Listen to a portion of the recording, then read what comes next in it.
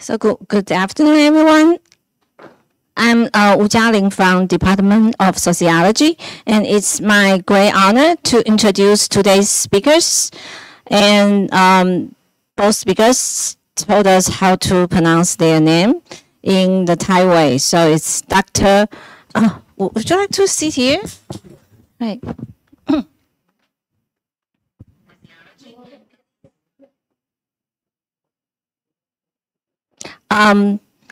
Ajahn Kit. Ajahn means professor in Thai.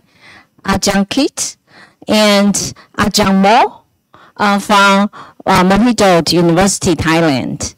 Ajahn Kit is a demographer and advocate whose work focuses on women's rights, migration, and the marginalized communities in Thailand. And Ajahn Mo is an anthropologist and senior researcher at the Institute for Population and Social Research, Mahidol University. Her research centers on sexuality, gender, reproductive justice, and rights of marginalized population. So the title of today's talk is The Spectrum of Life Behind the Numbers, Size Estimation of LGBTQ in Thailand. And Thailand is often praised for its relatively open attitudes toward gender and sexual diversity.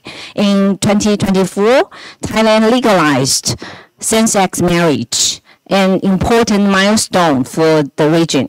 So today, these two distinguished demographers will share their latest population-based research on the LGBTQ+ community in Thailand. It's truly our pleasure to have them here, and thanks to Lake's invitation. So the presentation will last about 40 minutes, and then be followed by an open discussion.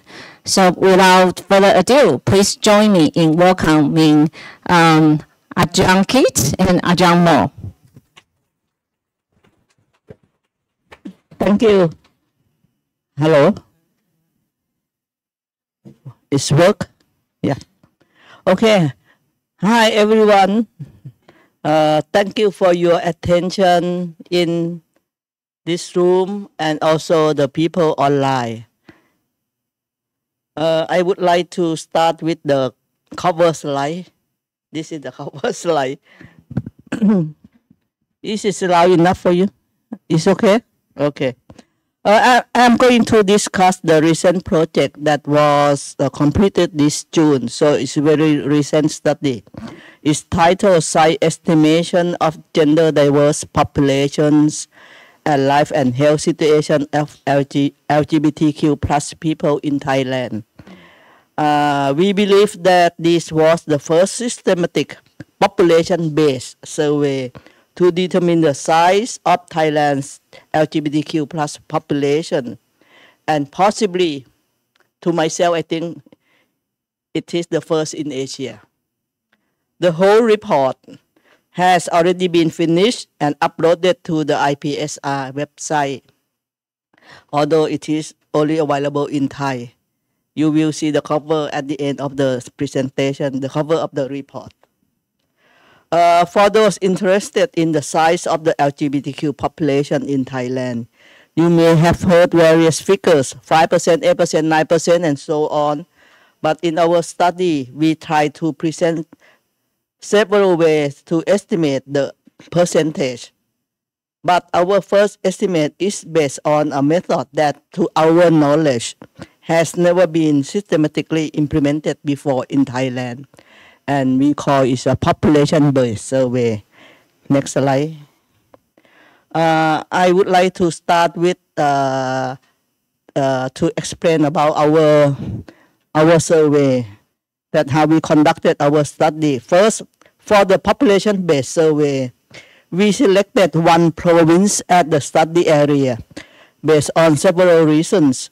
This includes budget, feasibility, broad population coverage, not limited only to LGBT groups, and the readiness and basic capacity of the area.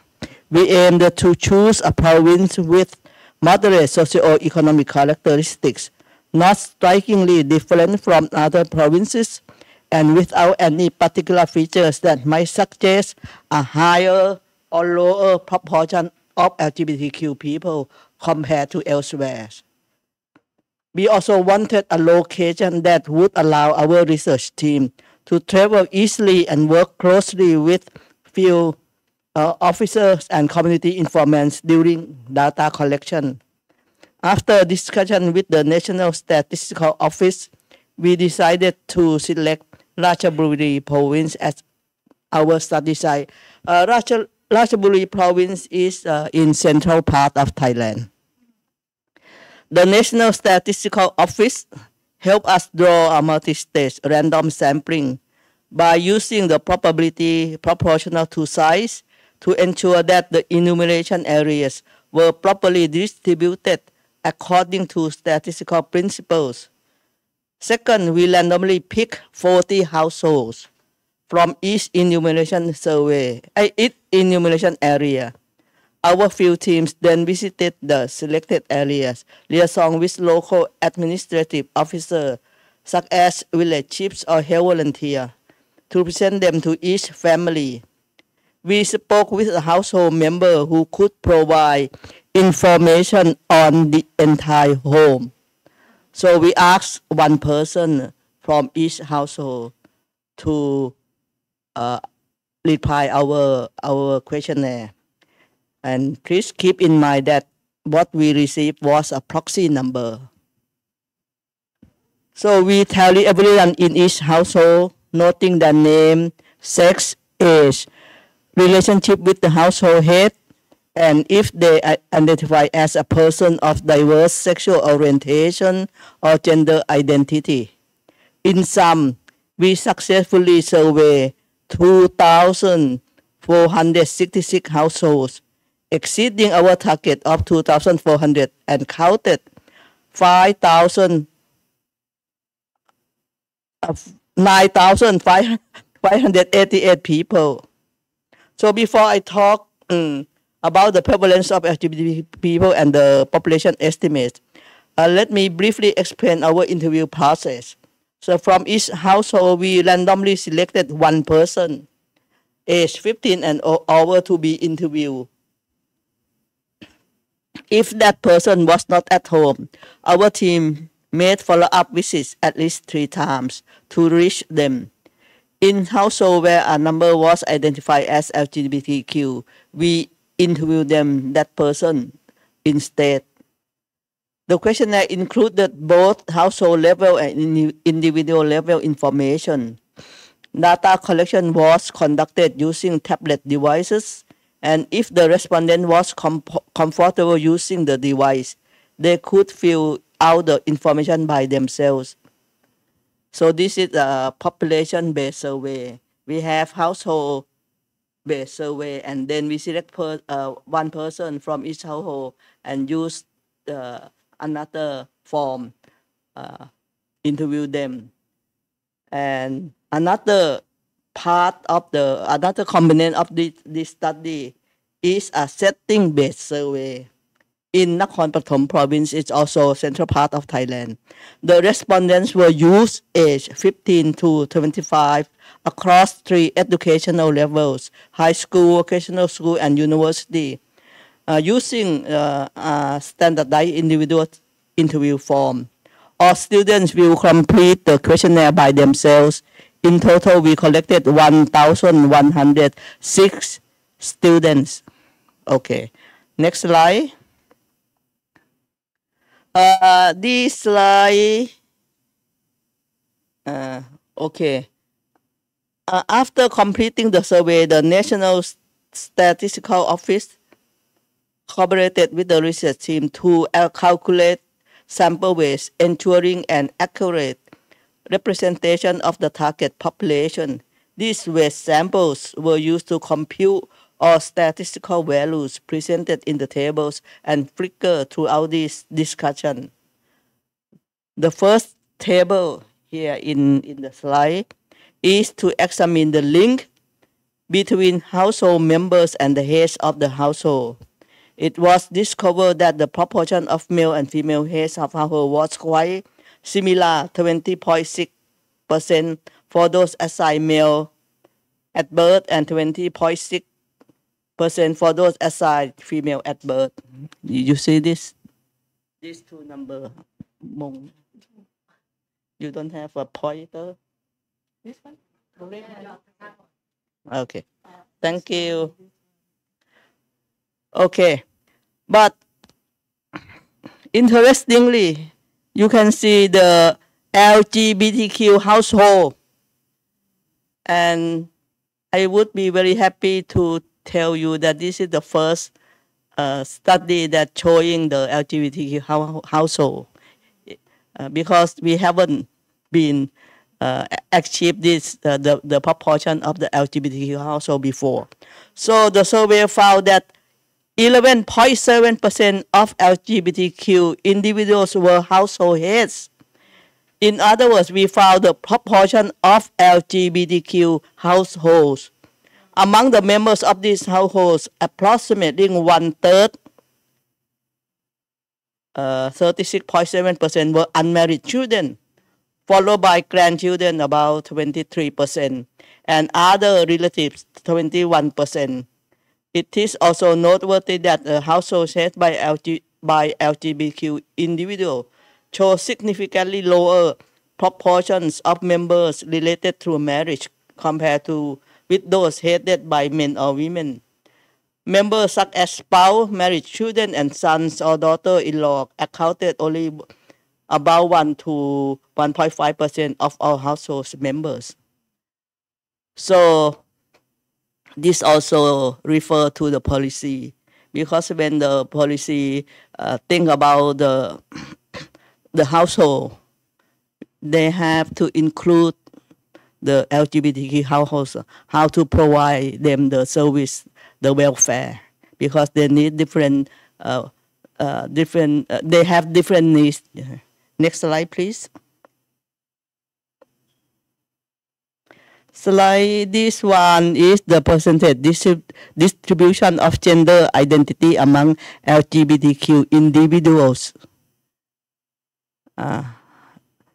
I told you before that among the 2,466 households, we have altogether yielding 9,588 in people.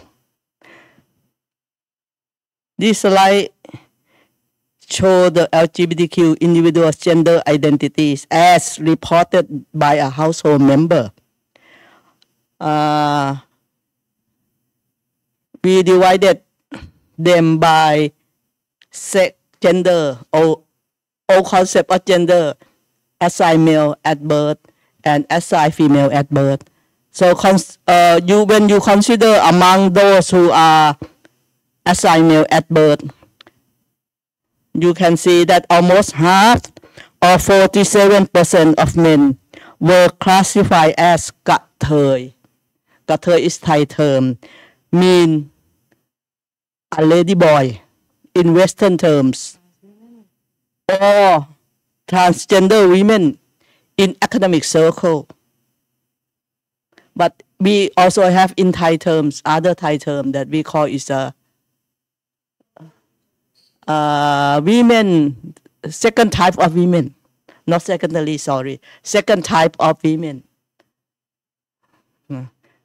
They call themselves second type of women.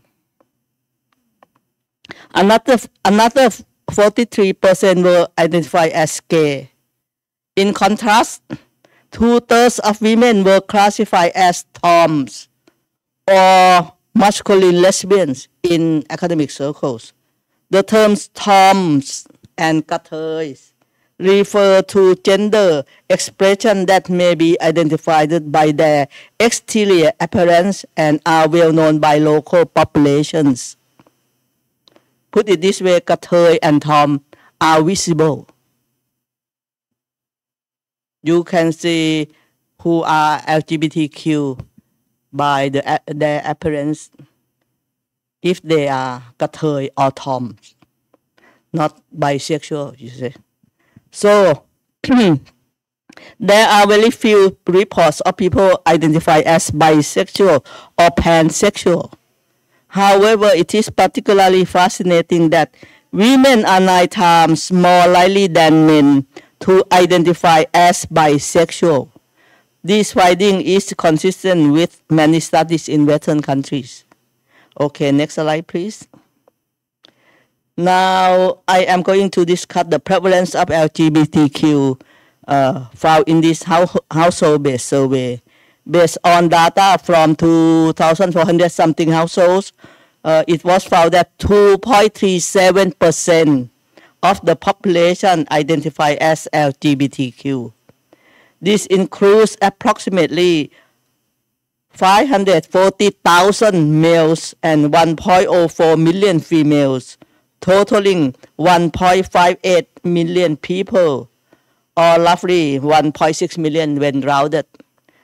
So, at this point, based on the household survey, we can say that altogether we have 1.6 million LGBTQ people in Thailand. And many, when comparing the prevalence,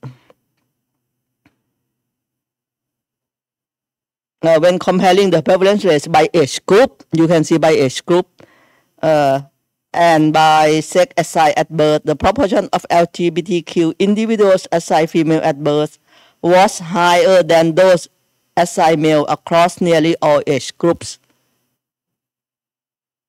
Put it this way, it's a more number of women loving women more than men loving men. Notably, younger age groups show significantly higher prevalence rates than older ones.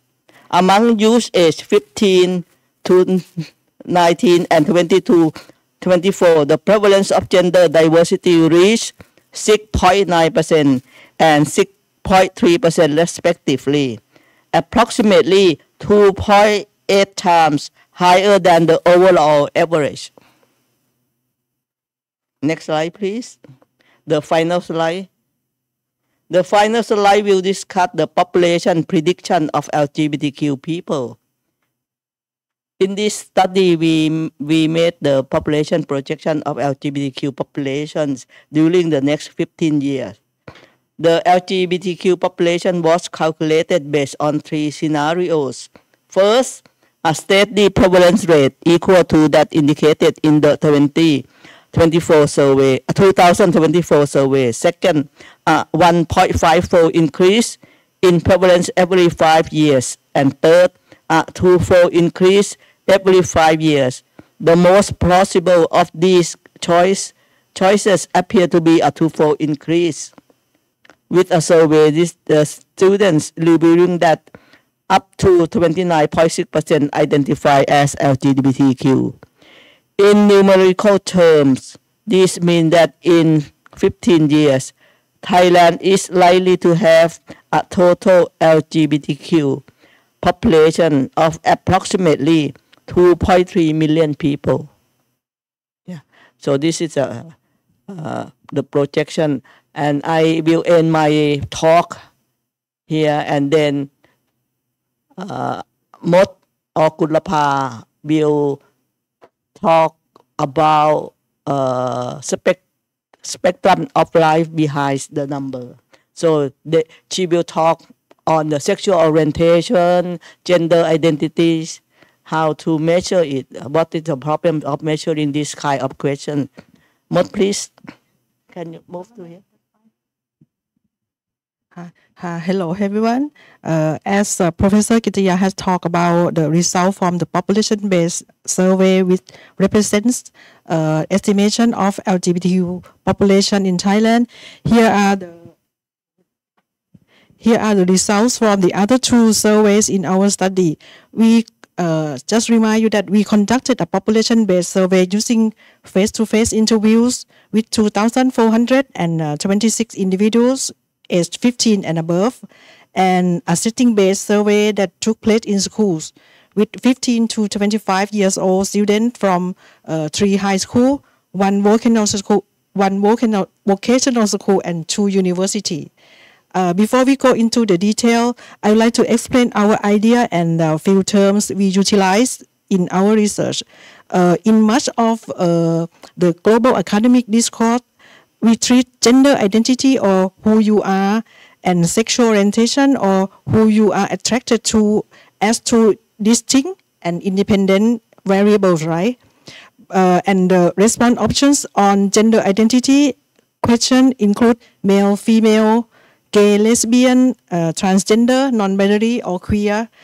And the response options on sexual orientation question include heterosexual, homosexual, bisexual, pansexual, or asexual. But we gave different response options in our study. In Thai cultural context, the concepts of gender identity and sexual orientation often naturally blend together. We have local terms that frequently function as socio-sexual roles, which encompass both a person's gender presentation and their attraction patterns. Let me illustrate with three key Thai words. The term, you will see the term Kritaya. This one, that's why Kritaya or trans women. Kritaya is mostly used to describe a transgender woman. It is a well-recognized third gender identity in Thailand, often characterized by feminine expression, and is highly visible in our culture and entertainment sector. And we have Tom and Dee. This one, Dee and Tom.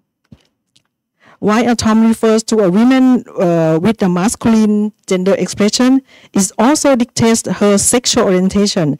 She is expected to be attracted only to a Dee, which refers to a woman with a feminine gender expression who is attracted to or partners with a Tom.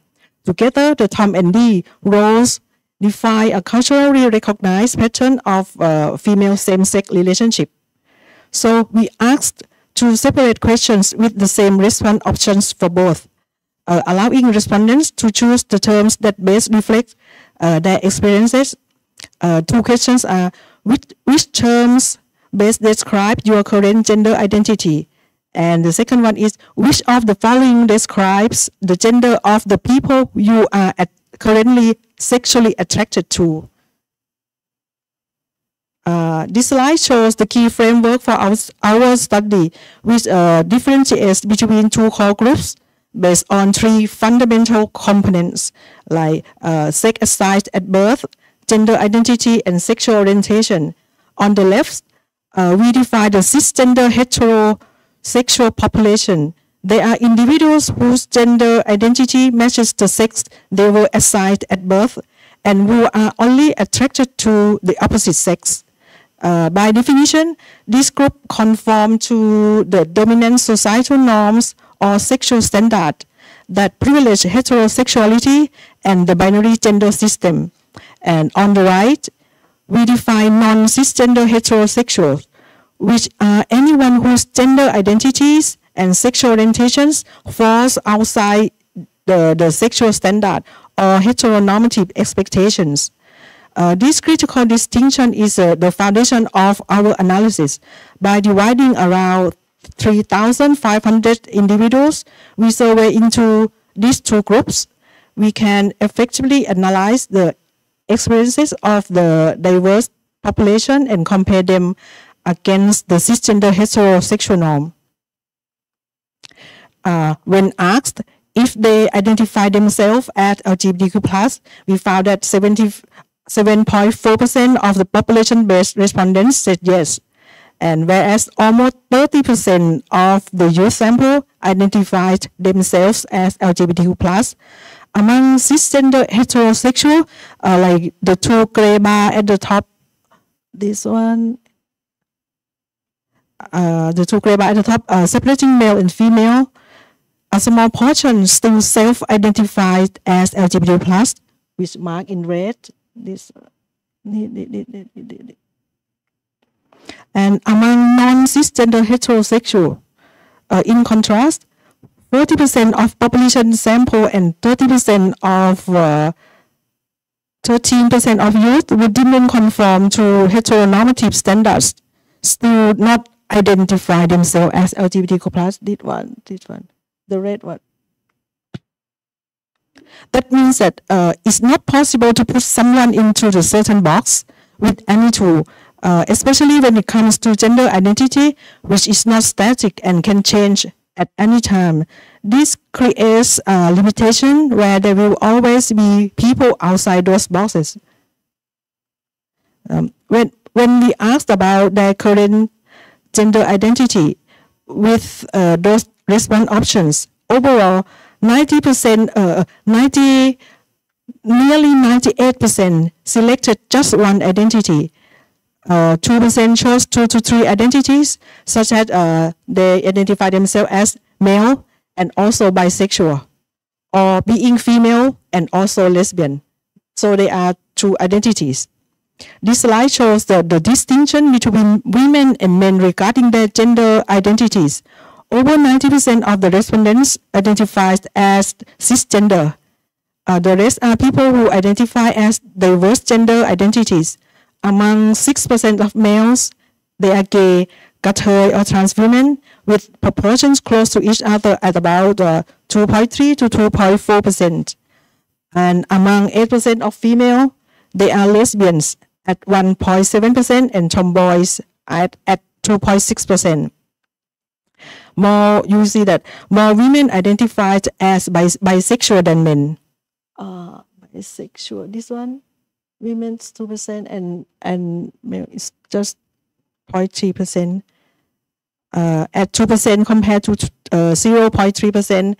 Women also identify with other identities such as pansexual, non-binary, and queer at higher rates than men as well. An interesting fact is that some people identify as the opposite of their assigned sex at birth. About 0.2% of men identify as women and 0.3% of females identify as males. And the student sample shows even more diversity. About 80% of respondents identifies with only one identity, and about 13% with 2 identities, and about 5% chose 3 identities. This shows that young people think gender identity can include more than one gender. The first bar shows cisgender identities is 74.5% for males and 60.2% for females. On the other hand, about 75% of male students and almost 40% of female students think they are having diverse gender identities. And when it comes to bisexual and pansexual identities, female students are more likely than male to say that they are bisexual or pansexual, and more than 3 times as often. These patterns show that younger generations are challenging traditional gender norms, especially young women. And then we asked about their current sexual orientations. Both the sample groups showed similar results. Among non-cis-hetero individuals, sexual attractions spans a wide range of identities, unlike cis-hetero individuals who mostly preferred the opposite sex.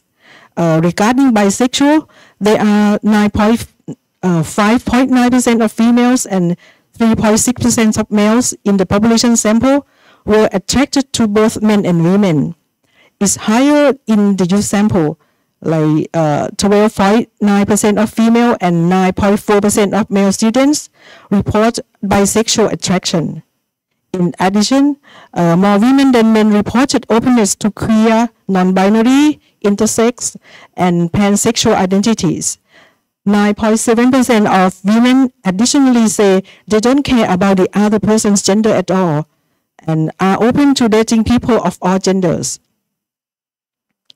So the idea behind this is to put sexual orientation on a spectrum instead of the binary system. We use the ability to like or be sexually attracted to people of different genders, from monosexual or attracted to one gender.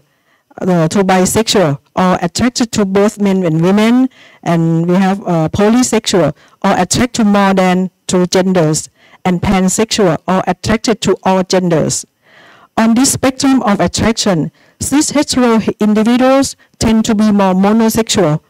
In contrast, the non-cis-hetero individuals have a wider range of the capacity to love.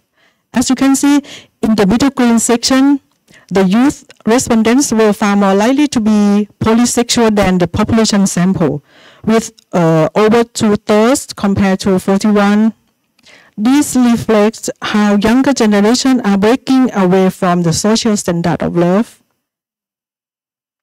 And next we try to capture sexual fluidity by considering the ability to love people of multiple genders, and we measure it by comparing an individual's current attractions against their past relationship experiences. We observe that a significant portion of non-cis-hetero individuals have experienced some level of fluidity. This is visualized in the rainbow color. So this one, which represents the proportion of people who are likely to have flexible sexual orientations. In the youth sample, 35% shows fluidity, which is about 4 times higher than the 8.5% found in the population sample. The green color shows the green color. This one. The green color shows people who are interested in more than one identity and have been in relationships with more than one identity as well. And the orange color represents those who are currently interested in more than one identity, but have only been in relationships with one gender so far. This shows how fluid and dynamic sexual orientation can be, and is far beyond what the heteronormative standards suggest. Now we turn to the critical issues of prejudice and discrimination. This slide represents the percentage of individuals who reported has seen or were aware of various prejudices against the LGBT community. While Thai society may seem more open, but in reality, people with non-normative sexual orientations and gender identities still face different kinds of social pressure and discrimination at home, at school, and also in public.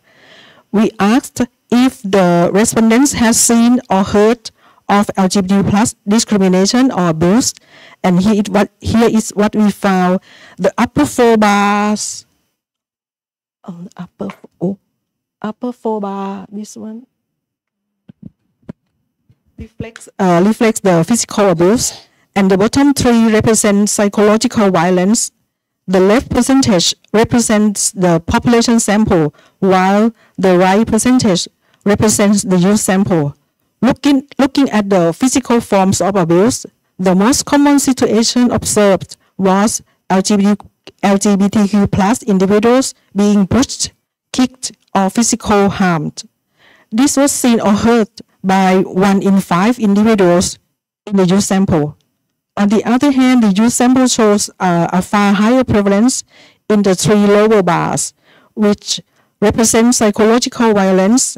What stands out is the yellow bar, showing that half of the youth sample reported seeing LGBTQ+ individuals being teased, laughed at, or mocked.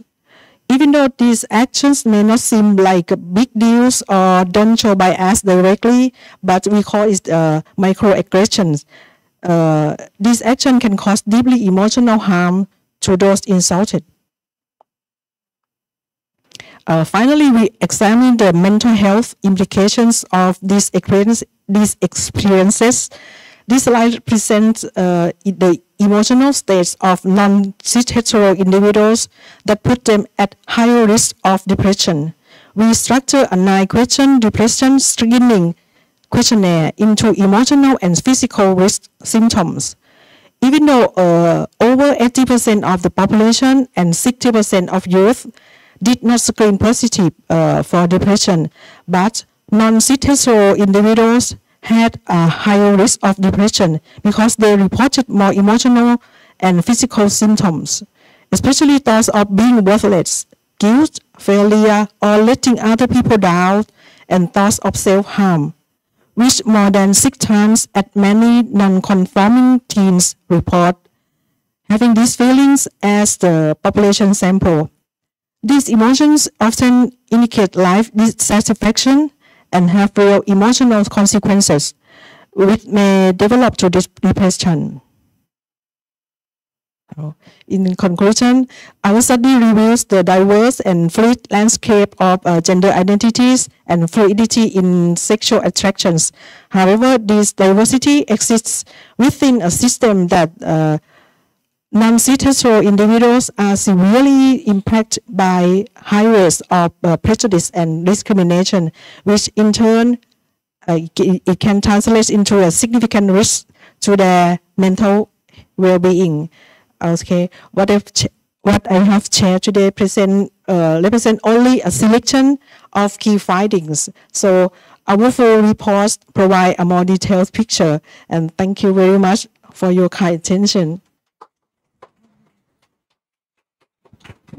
Unfortunately, all reports are in Thai language, but we have an English abstract in the report. Thank you very much for your wonderful presentations. So thank you very much for sharing with this very valuable information. Even though all the reports are written in Thai, but it's an AI age. I think our participants can learn a lot from the reports. But this is a good opportunity to learn from two speakers directly. So we will collect some questions. But I know some of the graduate students have to leave earlier, so would you like to ask the questions first?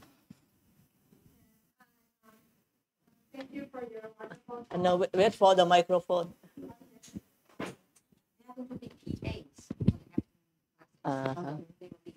Yeah, thank you for the wonderful talks. My name is Tinya. I'm a master's student at NTU Sociology here, and I actually have 2 questions. And the first one is about the population projection here. You show that there are 3 kinds of scenarios, like the stable one and the growth at about 1.5 and the double growth. And I'm just thinking that whether you think there is a more likely scenario that you think will happen in the future. And the second one is that is the estimation similar to your imagination or before you do this research or your prior understanding of this research, or how about the public? Is this estimation like similar to their understanding of the real situation in Thailand? Yeah, thank you. The first question about the projection, that you think which one would be close to the reality? Yeah, actually I said in the presentation that the twofold increase, that because what we found from our setting-based survey, that we talked to the students, 29.6% of them identify themselves as LGBTQ. But if we consider and using the concept of cis-heterosexual and non-cis-heterosexual, the percentage increased to 36 something percent. And among the female, what I remember is about 40% of female students. And we talk in Thai community that Thailand nearly future we will become the genderless society, because when we talk to the students, when we did the data collection among the students, we used to talk, and then we forget to tell you about our qualitative data. We did the in-depth interview with 10 students and also 10 couples among the population-based survey. So we realized that among the students, they seem not have some stigma, no stigmatization among them when we talk that I love, if I a woman, I love women, I am bisexual. They are very openly about their sexuality. And this is across high school students, vocational students, and university. So imagine next 15 years what would happen. I think it should become close to the genderless society. The next generation among the Gen Z people, when they talk, who are your partner, who are your lover, they will not ask about the gender, is male or female, but they would ask that who is that person. That's what I believe. And then second question. Oh, you would like to reply? I don't have any in my expectation before we did the estimation. 2.37% to me is low. This is a general base and asking from the household based survey, but I accept it because I know it's underestimate. But what we found among the people, the interview among the people, so it's become higher, 7.4%. That's close to other surveys. And then among the students, it shocked me, 29.6%. If we have time, I will share that what happened in our. You would like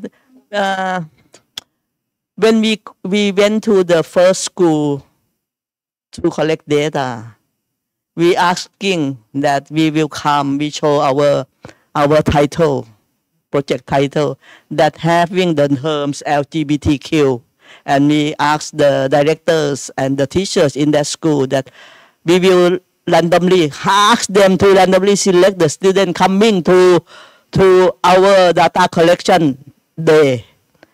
They come, but showing up, 40% of them identify themselves from the device because the student use their smartphone filling the questionnaire. 40%, over 40%, we have to cancel. We didn't use that school data because they have Line group. You know, Line is popular. Huh? Line. So the teacher send the message to the student and have the title LGBTQ, and then asking voluntarily that anyone want to come and give the information to the researcher. So please come that day. So they almost half of them were LGBTQ. So we have to disregard, don't use that data. We have to select, replace, choose another school to replace it. But 29.6% is consistently across the educational level, high school, educational school, and to universities. And university is from many departments and many faculties.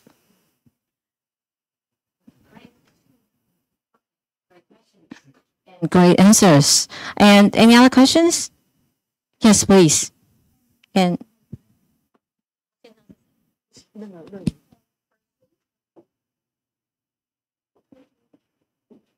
thank you so much, professors, for your wonderful and insightful speech.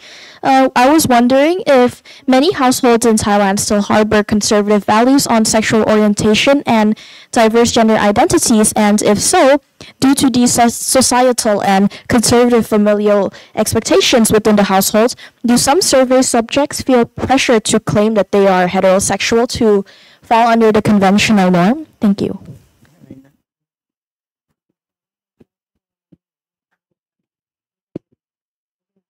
So you asked about the pressure in the household if they are LGBTQ.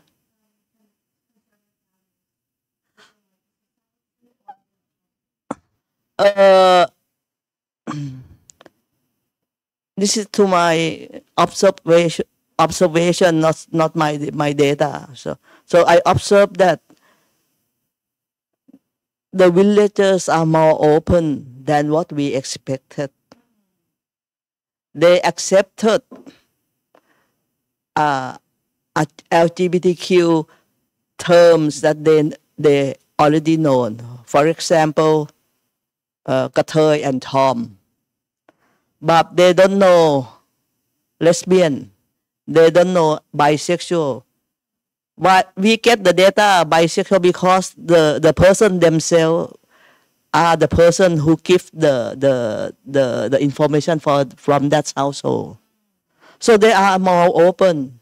And when we come with right now, when we collecting the data from village in Thailand, we have to ask someone coming with us just to be safe, and then also the interviewer safe, and then the respondent safe as well. So usually we ask the village chief or the health volunteer as accompanying us, take us the interviewer to each household. And when the health volunteer knows that, oh, we really want to find the LGBTQ people in the village, so they come and said, hey, Ajahn, this house has tomboy, this house has Kritaya. And we said, no, we didn't go to, we have to go to by randomly. You see, we have the listed house, we have to go. We cannot go, okay, this house has Kritaya, this house has Tom. No, we cannot. But they're more open.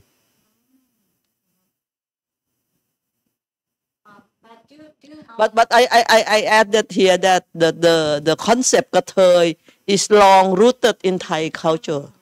And formally, the Kritaya means both women and men. But right now, it's referred only to male Kritaya as only. But during our lunch talk, you mentioned that one case that the interviewees may identify. Yeah. Would you like to explain that a little bit? So you believe that these data are underestimated, right? And one household, I told Ajahn Lek and Ajahn Shearing during our lunch time that one household we went and we met the mother, and we asked how many people in this household and which one is male, female, and LGBTQ, and she said this person is a girl, female. And then later on, the interviewer met this person. The name is is A. Met A, and the interviewers found that A is trans women or Kritaya. And then the interviewer asked A, why your mother reported us that you are a girl? Why don't she said you are a son or a boy?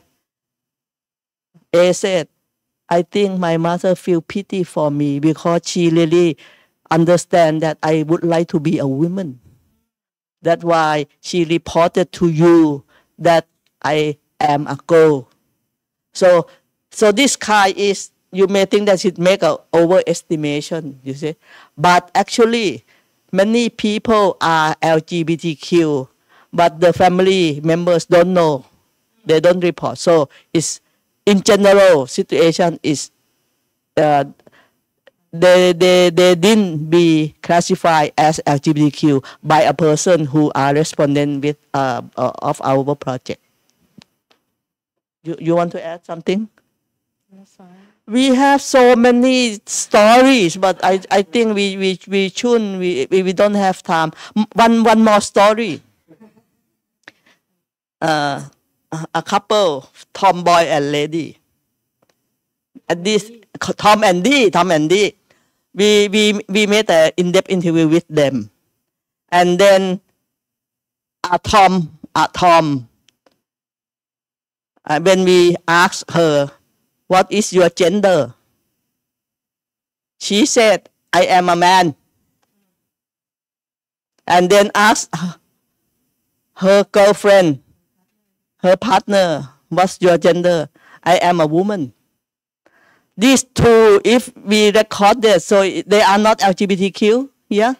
According to the definition, theoretically speaking, you see, because a tomboy said she is a man, a lady said she is a woman. She doesn't be women loving women or women living with women for 20 years. She regards herself as a woman. They don't, and they didn't identify themselves as LGBTQ plus as well, just men and women. And we have met I think many couples, a man and Kritaya, living together as spouse. And a man said he is a man, but Kritaya said she is a Kritaya. So if the definition, if people living with the same-sex, having same-sex relationship is LGBTQ, this man didn't be included in this definition, you see. So right now there is a political of identity, how to regard, how to make your identity spoke out for you. So it's a kind of another story. That's why. No, I mean this kind of complexity in the real life. So that's why we use cis-hetero individuals and non-cis-hetero individuals instead of LGBTQ plus or not, or another thing. We feel really thrilled at first when we found out about the concept of non-cis and cis-hetero. But in many studies from the Western society, they also study on this issue before. But this is the first I think, in Thailand or perhaps in Asia. Yeah, marvelous research design, and they are all very sensitive to the complexity of the multiple gender. And so we have one questions over there. Yes, please. And then we will have Liao Yi online. Yeah, maybe next to the questions, please. Okay, thank you very much for your informative presentations. My question is, close to the microphone, please. Okay. You mentioned earlier that in the future that Thai people think that Thailand will be a genderless society, and that is a concept I've never heard of before. So first of all, I'm very curious on what the genderless society will be, and secondly, do you personally see that as a good thing or a bad thing? Thank you.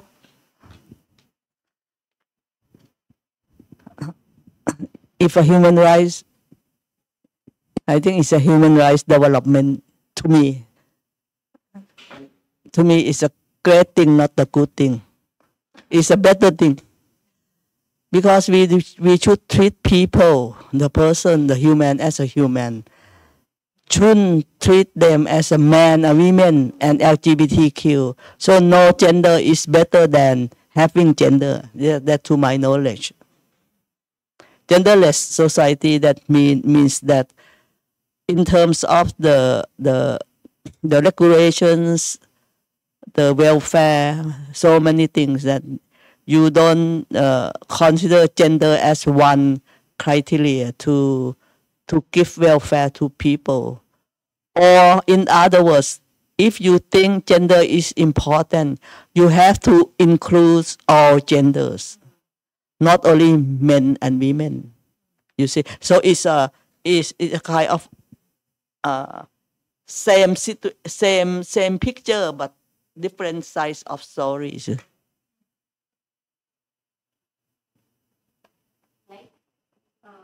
It's not my question. It's a question online. Okay, I'm just reading it out. It's from Ray. She asked this question. She commented, "Oh, it's an awesome survey." Okay, and then she said, "I would like to know more background for the setting-based survey. Why is this setting so special or different when compared to the population? And why did you choose these settings in the first place? And the second question that she has is about how we might frame transgender people in the survey.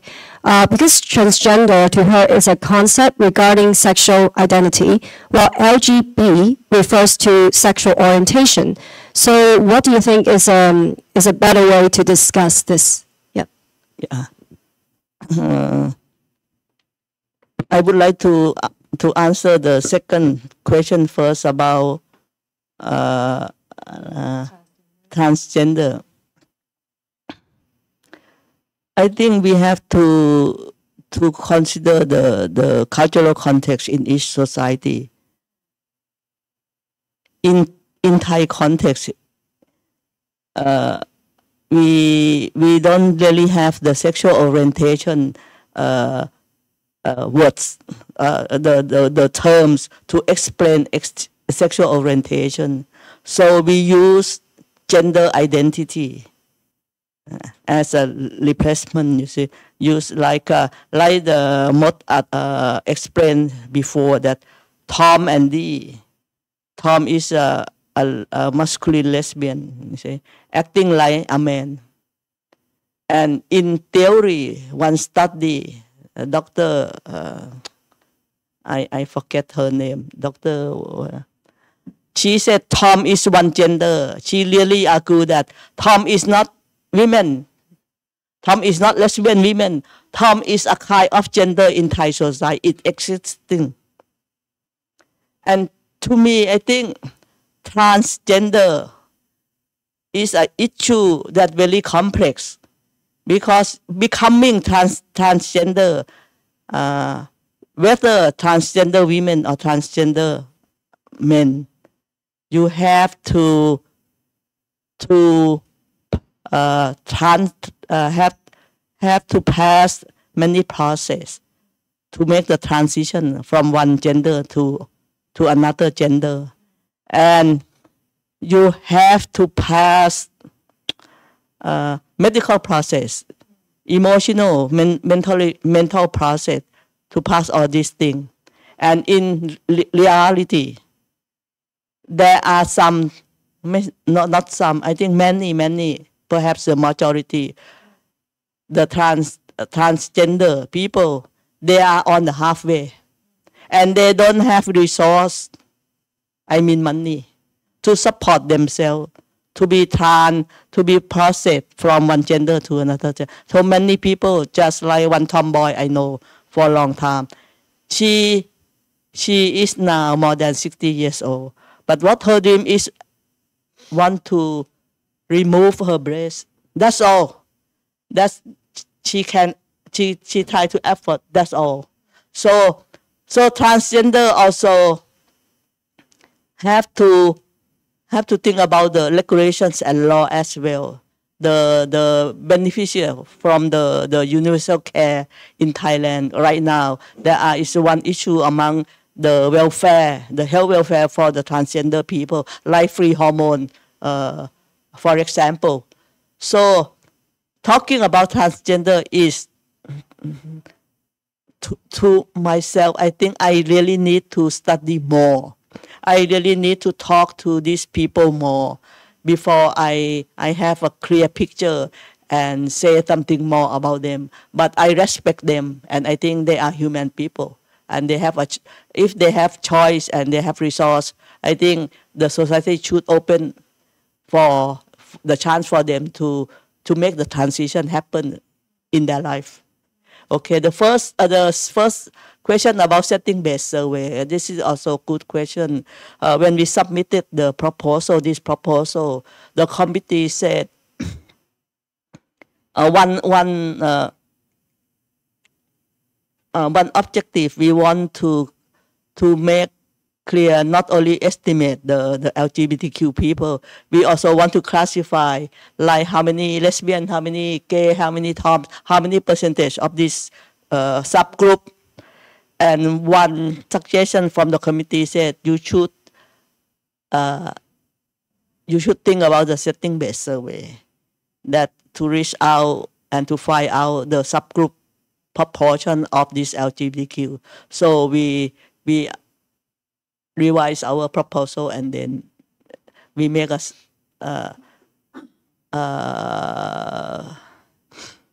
setting-based. Sorry, I get flu last week. I got flu last week, so still have some cough. So we decided to use the setting-based survey, but for budget feasibility, so I think survey in schooling survey is much more, I think, more possible and workable according to our budget.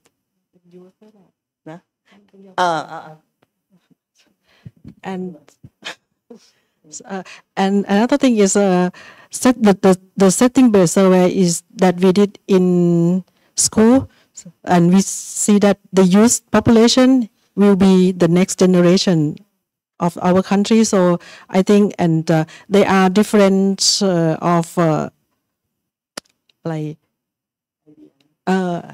idea or identification of themselves, and they are more open than other generation. So I think we could find some interesting idea on identity and also orientation that and we found that answer in the youth population more than population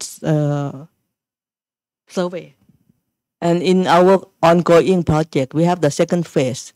We will follow up our youth surveys, schooling survey throughout the country. So at least 4 or 5 provinces throughout the countries. So that's one objective.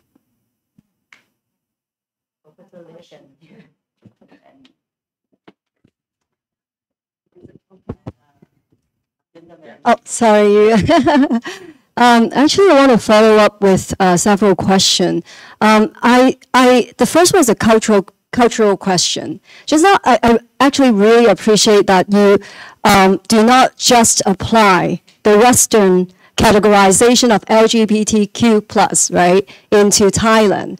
And yet, at the same time, I feel that you're debating about the use of terms, whether Tom could be like standalone, a Thai gender identity or not, right? So how do you make this decision? I mean, it's a political question and it's a cultural question as well, right? If we do not care about the Western literature, how would be the categorization in Thai looks like?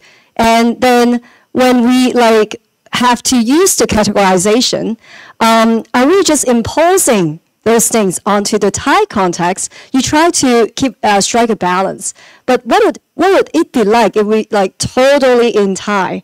You know, how is the essence gone when we use the LGBTQ categorization? Or can the Thai context actually also feed back to the Western literature in terms of the usage of those terms? So this is a cultural question, the first cultural question. The second question is a gender question, because you talk about lesbian couples like Dee and Tom, right?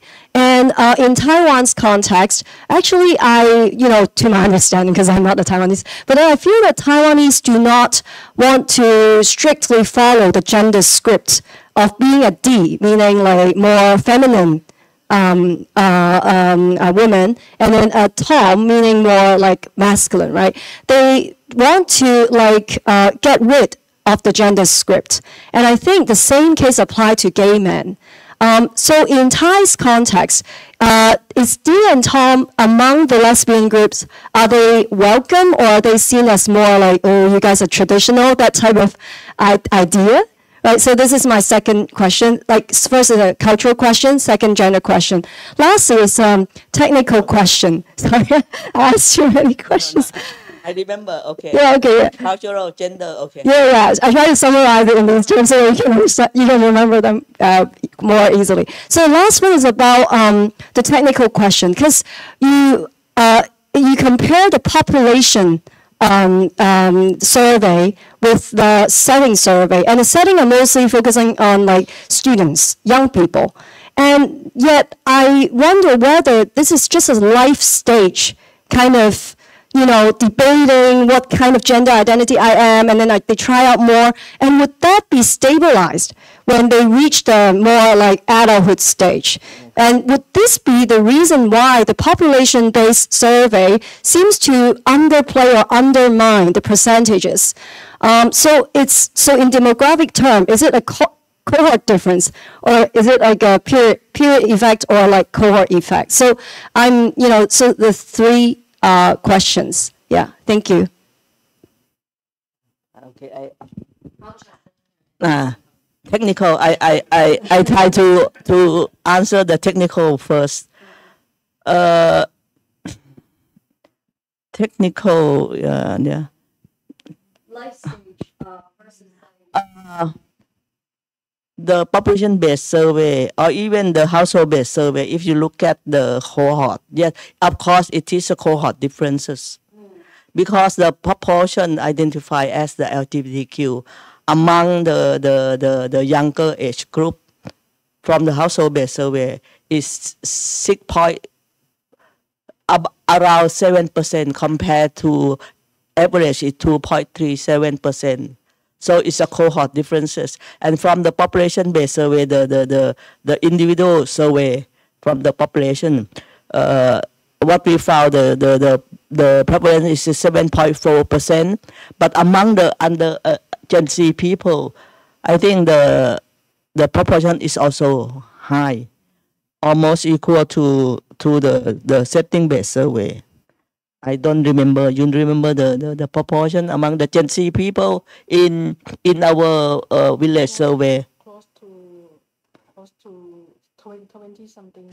70 something percent. I think it's generational effect. Yeah, to me, I think because in compared to three proportion, 3 percentage that we found, and divided by age group, so it's quite I think it's quite clear that it's a cohort, it's generational effect. So this is a technical aspect. And cultural, the Tom and D, to me, is a kind of stereotype of Tom and D in Thai culture. Because if you are Tom, your partner should be D.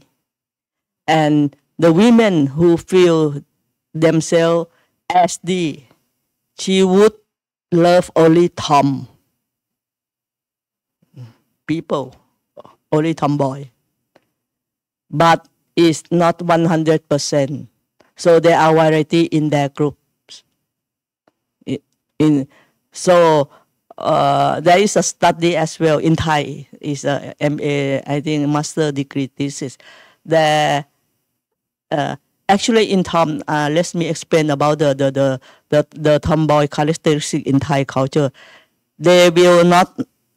The tomboy said they are in terms of sexual relationship, they are the aggressor.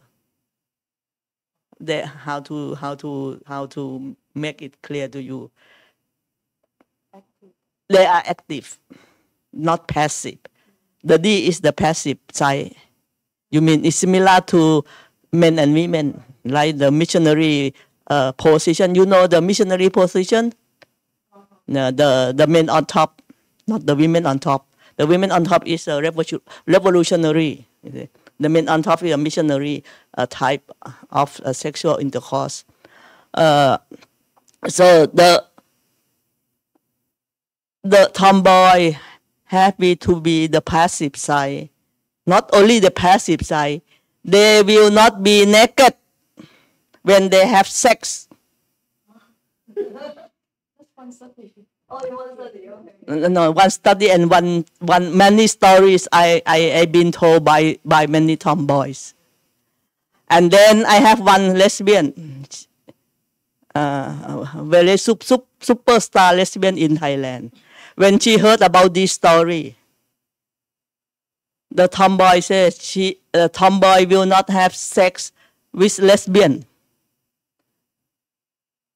My friend, who is the superstar, the lesbian superstar, she approached one tomboy, and she was the passive side when have sex, and she made the tomboy naked. So it's not static. So when we talking about sexuality, gender and sexuality, we have to talk about fluidity, nothing static. This is very important, but in reality, many people change their gender over time. That we have the terms and concept, and only the political issue as well as gender update. One story from Australia. There are a guy changed to be a woman that I heard from the 60 Minutes TV shows. And then later on, this guy from a man changed to a woman. And then 20 years later, this guy changed back to a man. They didn't consider themselves as a trans or not. They think they are real women, real men, you see. So it's a complexity issue, and it's not static. Yeah, that I can say. And back to the gender, I think perhaps it's a similar answer, perhaps. Mm-hmm. So we try to, so we embrace every answer, you see, and every direction of every style, every type of sexuality. And when we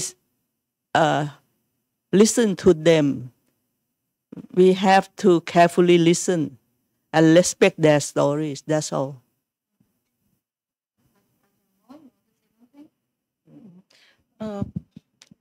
I think like what we try to find is we try to put sexual orientation on a spectrum.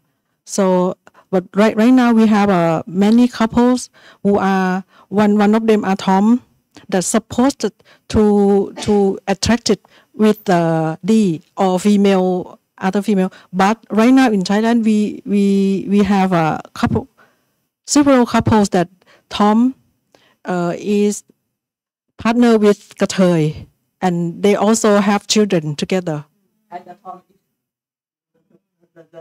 have a pregnant. Yeah. So I think going on issue in Thai in TV, I think in media. So I think it is not static anymore. Yeah. Okay. Thank you for valuable research. And as you mentioned, it is really rare to have an LGBT survey of this scale. So my first question is, how did you get the opportunity to conduct such a large-scale survey? Like, how is the approximate budget, or how many people were involved in your research team? And I'm also a little bit surprised of the relatively small proportion of gay respondents. So do you think it reflects reality, or is it especially underestimated caused by the survey format? And have you considered back calculating from the gay sampling to estimate the potential estimating bias? Thank you. Yeah. Okay, first question. I've been proposed to conduct this kind of survey a long time ago, but I don't have time. Because I myself used to conduct the violence against women survey, I think more than 20 years ago. And we use a similar methodology, household-based survey. And I know that the good quality of this kind of survey, you have to work very hard, and you have to have quite a large money, and luckily the Thai Health Promotion Foundation that I explained to Professor Cheling and Professor Lake, they have a section on vulnerable population, and one of the vulnerable population that they want to focus on is LGBTQ people. Or coming to the terms LGBTQ, I think is according to Professor Lake questions. Right now, we use LGBTQ in English in Thai media because in Thai context we don't have the terms that explain about this kind of relationship. I myself starting to use the terms women loving women. Ying rak ying, ying is women. Rak is love. Ying, ying rak ying, women loving women. Chai rak chai, chai male men. Chai rak chai. I started to use this kind of term. I think I read the article. I used it more than 20 years ago. And I myself also use the terms gender diverse populations. And the NGO people really love this term in Thai terms, ความหลากหลายทางเพศ gender diverse people. And right now they use the gender diverse people as equal as LGBTQ. But when I started to use this term, I included the whole heterosexual in this term, gender diverse, because I think we can diverse to hetero, to homo, to poly, to bisexual. So I myself very active in the LGBTQ movement in Thailand, as well as abortion movement, women movement. So I work closely with these people, and I quite well known. I mean, in the Thai society among the people working on the NGO movement. So the Thai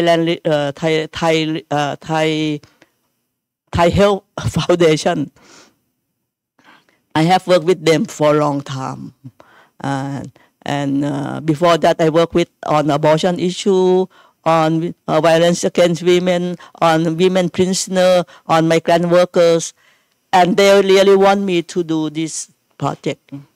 And luckily, timely, my marriage equality bill just passed, you see. And the political parties suddenly supported all parties. Even the very conservative party suddenly supported this bill. Before that, they are against. So it's timely. When people ask me, I think it's timely and it's lucky lithium. You see, it's a lithium of lucky lithium of life to me. Huh? Gay. You. No, I think actually we found among. I have daughter. Your back. This one. This one. Okay. Okay. I have. I think maybe that you mentioned that gay is the lower percentage, right? But I think in Thailand, general population, they just recognize กระเทย more than gay because of their gender expression. So and appearance, they are visible more than gay. Yeah. But we also interviewed two gays that live together, and I think in general people they can tell different which one is gay, which one is men, something like that. So เขาเรียกอะไรต้องปกปิดนะ Live in the closet behind. Yeah. Many gays, I think, for me, I think many gay men in Thailand maybe living in the closet and they didn't come out, as a gay. We don't know. I have to confess that we don't know exactly that is more gay or than lesbian or more lesbian than gay in terms of the percentage, in terms of the number, but in terms of the operation, I mean the operation for male size become gay is more harmful for them in terms of their work, in terms of their position. We have a king, formerly king, was gay. Right now we can, it's not openly public, but there are many research, many stories about this king. Rama 6, you can Google, you can AI, ask AI. We have the general who make a coup, is gay. We have many people, high-ranking person, or including my friends, my close friend. They are gay, but they did not come out, and they did not tell anybody except close friend. Not like a woman. And in terms of the theory, the pressure on sexuality pressure on women is less than men, and this is happen everywhere. This also happen in China, in Western countries. I know one lesbian. I met one lesbian in Vietnam when we have a women's health conference, and she is lesbian, and I asked why you become lesbian.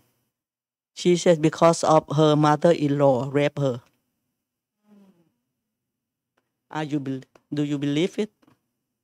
And that's why she realized that she loved having sex with women, but not with her mother-in-law. You see, because it's a forced sex. But she become lesbian. That first that she realized she is lesbian. When I told the person in the conference there, mother-in-law raped her daughter-in-law. So we have 5 minutes left. So is there any questions from the audience? But I have to say that you have a good question, and I will remember it, have it in mind, and ask our friend in academic circle, among our friends who work on the gay issues. Your question is.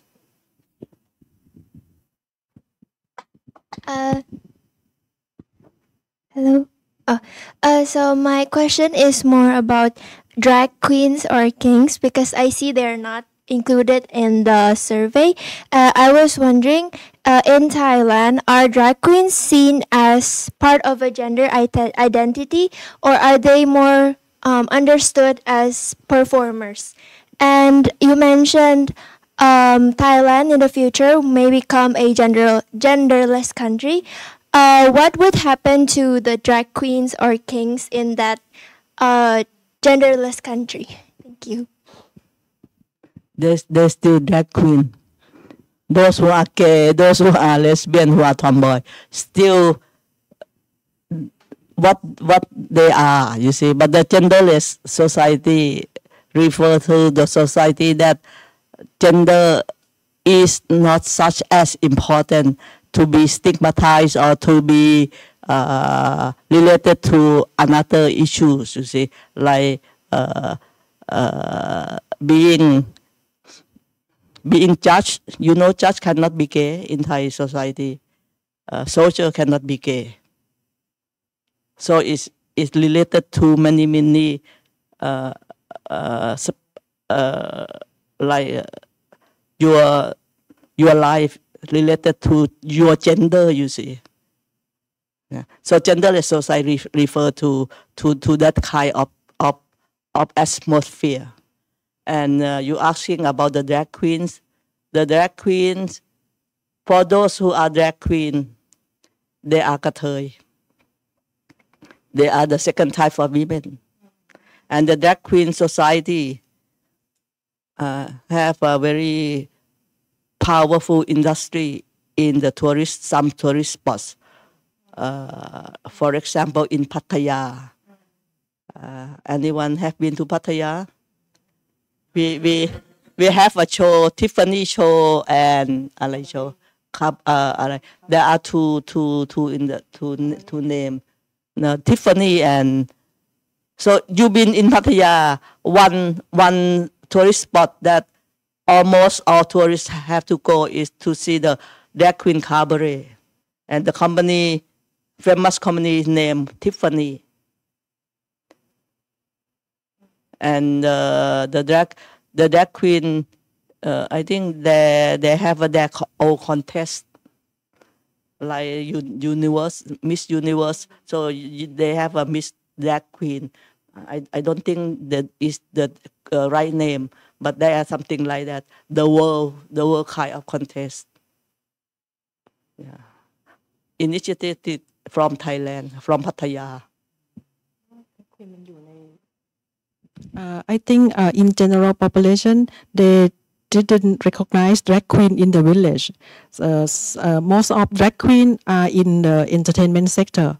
So it's some of them are in Bangkok, in Pattaya, in Chiang Mai, just the tourist spot, not in the village, I think. Any other last question? So I'll ask the last questions. I really appreciate your great contribution to this kind of social design. I wonder whether other kinds of general social surveys, for example, there are a lot of surveys who ask the question gender, and there are only two categories, women and men, or they try to be progressive, so they add the third one, others, or non-binary. But when they collect data, they will find that there are so few cases in others, so they delete them. So I think that's horrible. So how could you make your research design to be applied to other kinds of social surveys to go mainstreaming? As I talk about my part, that I work closely with the National Statistical Office, and the most recent population census, they have question on gender, male, female, and others. And they told us that about 5% of people reported as others. And the high number of women reported as other than male. So it's similar to and they also have they try to have what kind of the central statistic on gender diverse populations. Like, for example, they have to consider about the LGBTQ households, things like that. They have some form of committee working on it, the National Statistical Office, and also other survey as well. Yeah. I think we are waiting for the formal number of the other gender in census. Yeah, this year. Yeah. How about other social surveys, like sociologists or other demographers? When they ask about gender, how do they define? I think mostly of the survey just asks their sex, like male, female, and others. That's it. Yeah, they don't ask about gender identity, and we have 15 response options like us. Yeah. Is it possible that they may change after your research? I don't know. I think they change bit by bit, and perhaps they have many surveys that including this kind of questions. Yes, there is some, yeah, and conducted by the gay people, gay ajans. I know them. Okay, there are some, yeah. Okay, I believe you feel the same way as I do. We learned so much from these two adjuncts. So please join me to give a big round of applause to Adjunct Kit and Adjunct Mo. Thank you. And we provide some sweet. Don't go. I would like to take the audience picture. I forget. Oh, that's have a good picture. Please stay. Don't move. ถ่ายรูปหน่อย Don't move. We have the same culture to take a good photo after the talk.